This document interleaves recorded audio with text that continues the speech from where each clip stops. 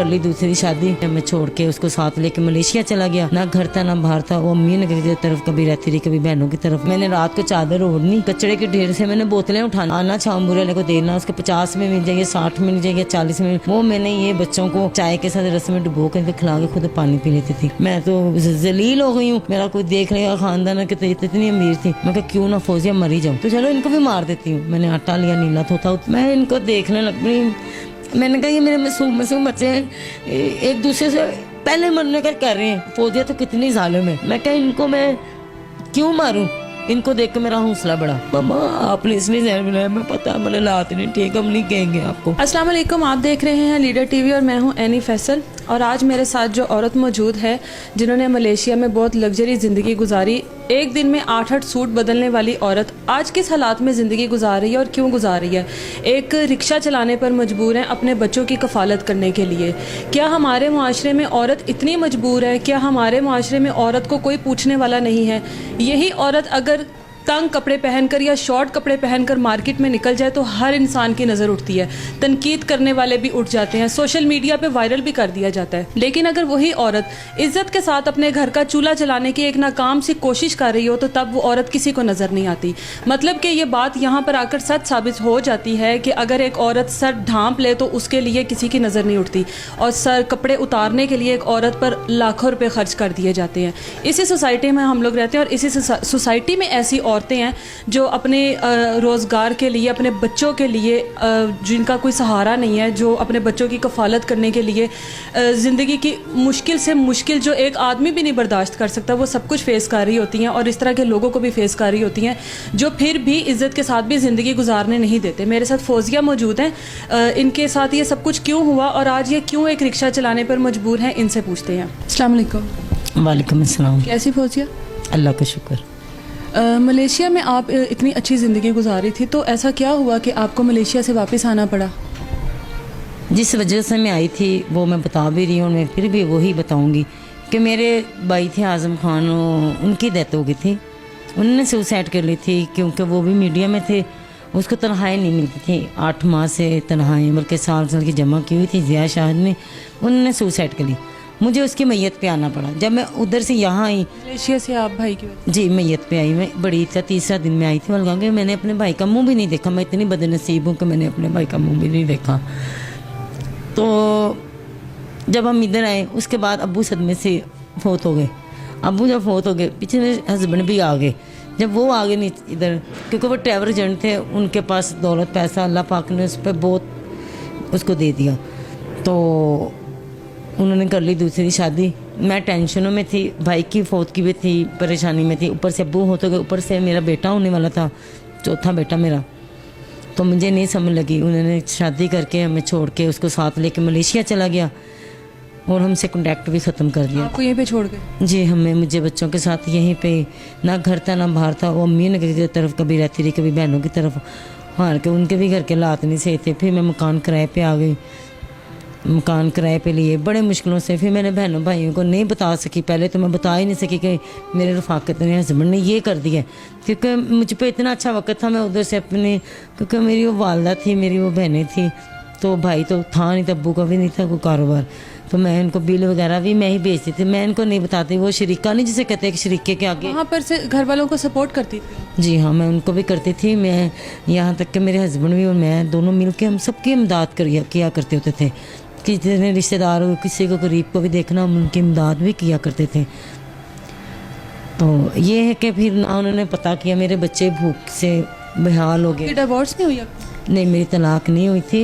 मेरे हस्बैंड छोड़ के वैसे ही चले गए थे। फिर उसने मुझे माफ़ी के लिए फ़ोन किया मलेशिया से, तो कह रहा मैं वापस आ रहा हूँ, तो उसके घर बेटी पैदा हुई है, तो मुझे तुम माफ़ कर दे। मैं कहा मैं तुम्हारी शादी तो माफ़ कर लूँगी, पर मैं तुम्हें ये नहीं माफ़ करूँगी जो मैंने अपने बच्चों के हालात देखे भूख से मरते हुए। तो तुम्हें नहीं पता मेरे साथ क्या क्या यहाँ रफ़ाकत बीती। जैसे बच्चा एक बताता नहीं बातें, मैं ऐसे उसको बता रही हूँ, पर मैंने उसको कहा मैं तुम्हें माफ़ नहीं कभी करूँगी।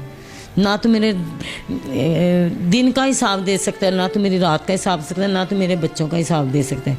मेरी वो दिन रातें कहाँ से आएंगी, मेरा वो खुशी का वक्त कहाँ से आएगा। मुझे तुमने इतनी खुशियाँ दे के जितने गम दे दिए, खुशियाँ तो सारी गुम हो गई, तो अब गम ही गम रह गई। उसने कहा मुझे माफ़ कर दो, तो फिर भी मुझे माफ़ कर। मुझसे बातें कर रहे, 3 दिन से कॉन्टैक्ट में थे। तीसरे दिन उनका जुम्मे का दिन था, मलेशिया के 8 साढ़े 8 का टाइम था, पाकिस्तानी 5:30 बजे का टाइम था। इनका एक्सीडेंट, मुझसे बात कर मेरी आंख लगी इसका एक्सीडेंट हो गया, तो पता लगा जी वो फोत हो गए। फिर वहाँ से इसकी 12 दिन बाद लाश आई मेरे हस्बैंड की मलेशिया से। वहाँ पे इसके 2 पोस्टमार्टम किए गए। फिर वहाँ पे कुछ था, मेरे ख्याल से सास भी मेरी उधर सेटल थी, मेरी सौंकन भी वहीं सेटल थी। जितने उनको उधर से पैसे मिले वो भी उन्होंने रखे। मेरे हस्बैंड का इंश्योरेंस हुआ, उन्होंने उसको भी शो करा दिया, मुझे बिल्कुल किसी खाते में नहीं रखा। मैं तो टाइम के टाइम जनाजे पे पहुंची हूँ, जब ताबूत में बच्चे थे छोटे छोटे, और इनके ऊपर तब जब वो फोत हुआ ना, तब ये मेरा उस्मान पैदा हो गया था, 6 माह का था। ये मेरा बेटा 6 माह का था जब इनके पापा की डेथ हो गई। ये जब पैदा होने वाले थे, जब उसने शादी की थी दूसरी, तो जब ये पैदा हो गया 6 माह का हुआ, इसने अपने पापा को, ना इसके पापा ने इसको उठा के देखा है, ना इसने अपने पापा को, यानी कि उसके गोद में जैसे होती आपने है। अपनी फैमिली कितनी सपोर्ट की है वहाँ पर? जब आपके ऊपर बुरा वक्त आया तो आपकी फैमिली सपोर्ट नहीं किया आपको? नहीं, मैंने उनको कहा ही नहीं। मैंने आपको पहले कहा है, क्योंकि मेरी बहनें थी, वो अपने घर के बहनोई मेरे अच्छे, जो भी है जिस तरह भी है, अच्छे बहनोई और भी कोई है। आपकी फैमिली में कोई ऐसा रिश्तेदार नहीं है जो आपको सपोर्ट कर सकता हो? नहीं, कोई नहीं करता आजकल, आपको पता है, कोई भी नहीं कर सकता। फिर आपने स्टार्ट कहाँ से लिया? इतने क्राइसिस के बाद आपने कहाँ से शुरुआत की? मैंने शुरुआत, सबसे पहले तो मैंने शुरुआत ये की थी कि जब मैंने अपना, मेरे सोने के कांटे हर चीज़ थी, मैंने वो बेचते लास्ट मेरा नाक में कोका था सोने का, मैंने वो भी बेच दिया। जब वो भी बिक गया, मैंने क्या करना, मैंने रात को चादर ओढ़नी, एक तोड़ा पकड़ना, और कचड़े के ढेर से मैंने बोतलें उठानी, ये कोक की बोतलें वगैरह उठानी, वो जमा करके छुपा के चारपाई के नीचे रख देती थी। सुबह उठना, वो आना छामबूरे वाले को देना, उसके 50 में मिल जाएंगे, 60 में मिल जाएंगे, 40 में, वो मैंने ये बच्चों को चाय के साथ रस में डुबो करके खिला के खुद पानी पी लेती थी। ये स्टार्ट किया।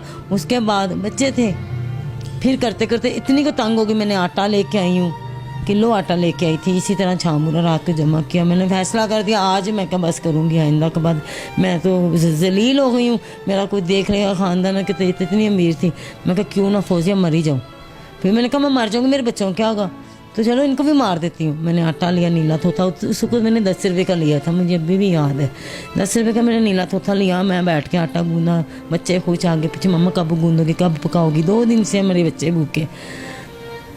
मैंने आटा गूंद के मैंने रोटी पकाई। मेरे बच्चे, एक कहता है ये छोटा सा था और ये तो 6 माह का था, ये कहता है मैं खाऊंगा, अरहम कहता है मैं खाऊंगा, बेटी कहती मैं खाऊंगी।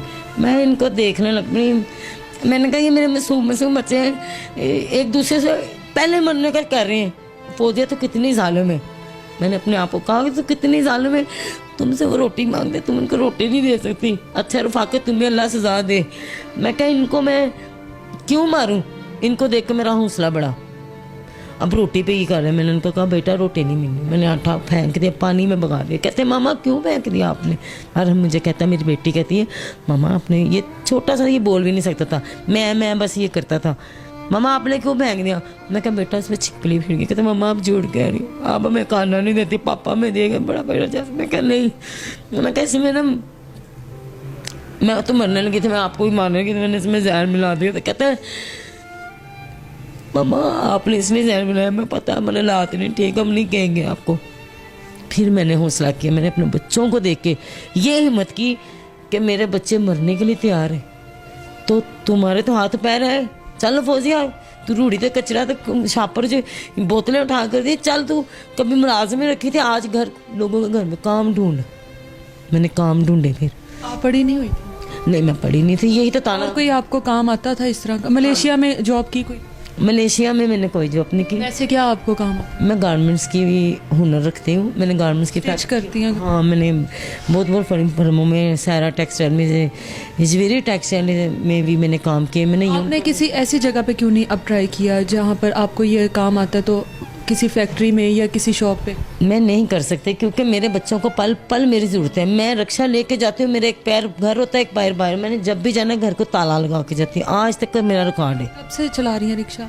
मुझे 3 साल हो गए। तो क्या इसमें आपको आमदनी होती है? बच्चे पढ़ते हैं आपके? बच्चे मेरे पढ़ते हैं, पर मैं 7 साल लोगों के घर में ही काम करती थी। अब मेरे घर में लोगों का काम नहीं, क्योंकि कोरोना हमारा जब से साल हुआ ना, छोड़ दिया? लोगों ने हाथ खड़े कर दिए। उन्होंने कहा बाजी माफ़ कर दे।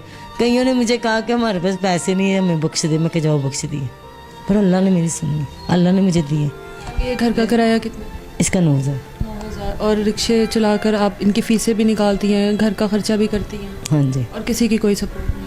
किसी के कपड़े घर ला के धो लेती हूँ। मुझे कोई कोई फ़ोन करती है ना बीबी है कि सारे कपड़े धो दे, वो उनके कपड़े घर ला के धो के उनको फिर तय में लगा के वो भी दे जाती हूँ। अपने शोहर को माफ़ कर दिया था आपने? हाँ जी, मैंने उनको बख्श दिया था।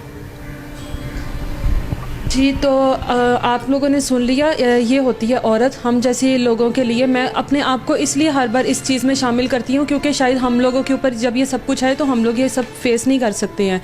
हमारी सोसाइटी, जिस सोसाइटी में हम लोग रहते हैं, औरत को कपड़े उतारने के लिए, ये एक तल्ख हकीकत है कि औरत को कपड़े उतारने के लिए लाखों रुपए दिए जाते हैं, लेकिन इस तरह जो औरत मेहनत कर रही होती है वो किसी को भी नहीं नज़र आती है। इनकी स्टोरी बहुत सी जगह पर चल रही है, लेकिन अब तक इनका कहना है कि इनको किसी किस्म की किसी ने मदद नहीं की है। फैमिली में कोई ऐसा नहीं है जो इनकी मदद कर सके। अपने बच्चों के लिए माएँ कमज़ोर ज़रूर होती हैं, लेकिन सम टाइम बच्चे ही आपकी ताकत भी बन जाते हैं। आपको ना धूप नज़र आती है, ना तूफ़ान नज़र आता है, आपको नज़र आते हैं सिर्फ आपके बच्चे और उनका बेहतरीन मुस्तकबिल कि आपने उनको कैसे देना है। ये इनके नसीब की बात है जो इन सब के साथ हुआ। औरतों के साथ हमारी सोसाइटी में बहुत बहुत कुछ हो जाता है और औरतें उसको ढीठ बन के बर्दाश्त भी कर लेती हैं।